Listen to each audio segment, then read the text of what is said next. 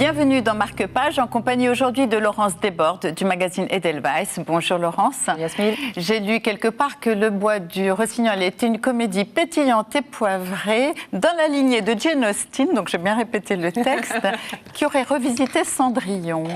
Oui, vous confirmez? Je confirme, c'est assez ça, oui, c'est assez ça. C'est un livre qui est apparu juste, je crois, après la Deuxième Guerre mondiale et qui avait eu un succès modéré d'estime en Angleterre. Et puis là, il a été réédité par les éditions Héloïse d'Ormesson. Et effectivement, c'est un peu une étude de caractère, principalement féminin, mais aussi masculin, dans l'aristocratie anglaise et aussi la bonne société anglaise qui n'est pas forcément aristocrate. Et c'est cette espèce de lutte des classes.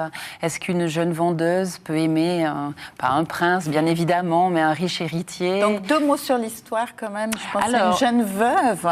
C'est une veuve qui était une fille de vendeur et qui s'est retrouvée à la vente aussi. Elle vendait des chapeaux, des colifichets, des choses comme ça.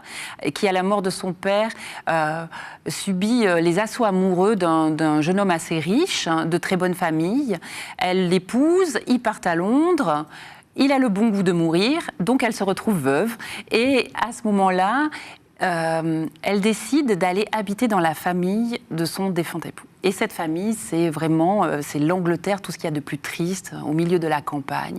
Et elle a 21 ans et elle a envie de vivre. Et évidemment, passe par là un très beau jeune homme que toutes les filles se disputent. Et on retrouve la Cendrillon de Jane Austen. Et on retrouve la Cendrillon de Jane Austen. Merci exactement. Laurence. Ce livre est disponible chez votre libraire. Marque-Page, c'est terminé. À bientôt sur la télé.